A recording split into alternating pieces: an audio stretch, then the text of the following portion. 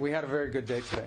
I think we made a tremendous amount of progress, even from the last time I spoke to you, and I apologize for keeping you waiting, but there was more work to be done. You know, we began almost 3 weeks ago with a foundational document that we socialized and ran by both sides, and with input from both sides. And one of the things that happens when you've been involved in this now for 10 months is you get a pretty good sense of what the priorities and the red lines and the important issues are for both sides.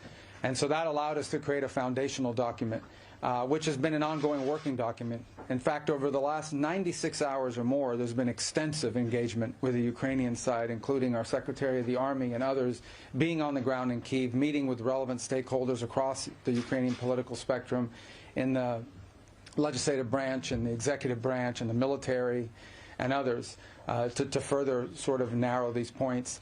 We arrived here today with one goal, and the goal was to take is 28 points or 26 points, depending on which version as it continued to evolve, and try to narrow the ones that were open items. And we have achieved that today in a very substantial way.